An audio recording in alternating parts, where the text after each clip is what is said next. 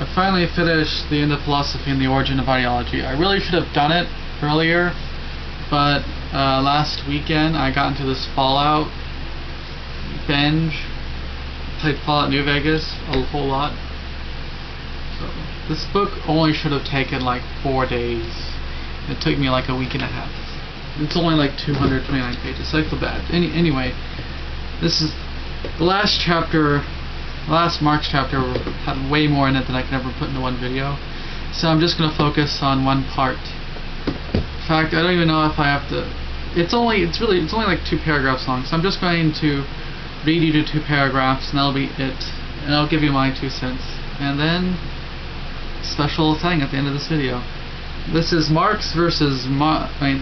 Marx versus Max Stirner. The paradox of apparent autonomy and real servility in German theory was evident according to Marx and Stirner. He appeared to be disinterested, unworldly critic, but he actually expressed the petty bourgeois character of the German middle class. This is Marx against Stirner. And how he conceived of the sensuous egoist. For he argued that his notion of absolute sensuous egoism logically issued in the egoist's absolute right to own property. The egoist, according to Stirner, could exist only if he freely and selfishly possessed property. In this argument of Stirner's, Marx saw a typical bourgeois ploy, namely to equate individuality with the ownership of property. The bourgeoisie, Marx wrote, believe himself to be an individual only insofar as he is a bourgeoisie. The social character of Stirner's world also appeared in his narrow conceptualization of social forms such as future communism, which he thought amounted to no more than equal wages for all and competition, which he believed should be constrained in a manner reminiscent of traditional guilds. Finally, Stirner reflected his petty bourgeois nature precisely in those statements in which the egoist glorified himself as an unrestrained and irrepressible power. In these self-embellishments, Marx explained, the German petty bourgeoisie consoles himself for his own impotence. The petty, sly, shy, and timid behavior of Germany's petty bourgeoisie found for Marx its logical counterpart in the noisy, blustering, and impertinent public boasting of Stirner's sensuous egoist. In that self-glorification, the petty bourgeoisie forgets his own inferior condition and imagines himself to be the heroic bourgeoisie individual found in other countries. I want to point out my point, the points I was going to make. So this part, Marx was coming out of Hegelianism. In fact, Bruno Bauer also left Hegelianism. Marx eventually, even though this is the funny thing, Marx kind of represents the most philosophic of modern worldviews, and that it has an opinion in all sectors of philosophy. Marxism has an impact.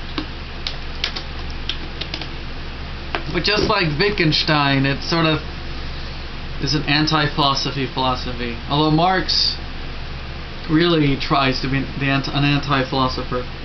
Marx thought that philosophy was disconnected from the real world too much. He thought it didn't have enough importance. You couldn't connect it to the real world. It was too abstracted from reality. And the main problem was that philosophy really just simplifies down into ideology. In terms of philosophy ends up just representing or being a product of whatever society created the philosopher. So, which is sort of comes into play here with Stirner. The German society at that time created a petty bourgeoisie character named Stirner. Although I read Stirner's biography, and he was not, I don't know if he counts as petty bourgeoisie. Stirner was pretty much broke all the time. So maybe he acts like a petty bourgeoisie or has the thoughts or personality of a petty bourgeoisie while not materially being one. But yeah, that's what he thought. And so yeah, of course the problem then is well, what about Marx? Isn't his ideas just a product of his German society? he got out of that by seeing the solution in the proletarian and the proletariat revolution as the way out of ideology and the disconnectedness from reality that philosophy is and what he's doing is. I like to talk about the things mentioned. I'm only going to talk about 2 of the attacks against Stirner. The last one mentioned is something that I do see a lot in America. I don't know how much it exists in other countries, but basically the idea that the poor see themselves, and the middle class see themselves as temporarily embarrassed millionaires. I forgot who said it. There was some quote that the only reason socialism hasn't been big in America is because the proletariat in America see themselves as temporarily embarrassed billionaires, rich capitalists who just haven't gotten there yet. And yeah, I see that, and maybe Stirner is expressing that in his own egoism. It's just his sort of reaction to how his position in life is a lot not as great as he'd like it to be. I mean, Stirner did not have a whole lot of money. Stirner tried to create a milk company, and he ended up having to pour all the milk out into the. He ended up having to throw all the milk away because he wasn't able to sell any of it. But yeah, he may have seen himself as a temporarily embarrassed capitalist who just need a little more chance, a little more time, and he'll become a rich Carnegie or something. Yeah, I'd like to see what you all think of that. And the other one, I don't know how much thoughts on, but the idea that one's individuality comes from one's property. That is a very large topic. What exactly is property? This is kind of going off topic of what Marx was getting at, but Marx's idea was that property doesn't create your individuality, or you aren't your property. You are your body and your actions, but your property doesn't make up who you are. Well, Stirner, sorry, I got some in my throat. Stirner seems to say you are you and your property. Or your property is very important to who you are and stuff.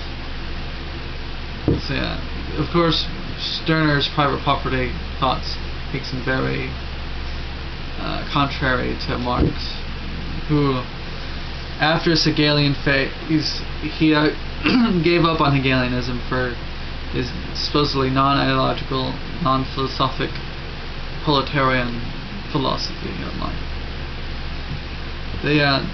I want to end this section of the video with this question. What is property? Does property make up your selfhood? Well, how does property exist? Why does it exist? Should it exist? I'd like it if you were all to talk about it. And I know a few left libertarians are subscribed to me, so it'd be really cool if one of you could make a video.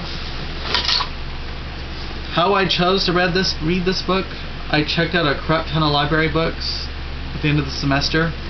And this is what I did. Basically, I put all the library books in this bag here, and like a lottery, I just stuck my hand in there and got one out. So what book am I going to read next?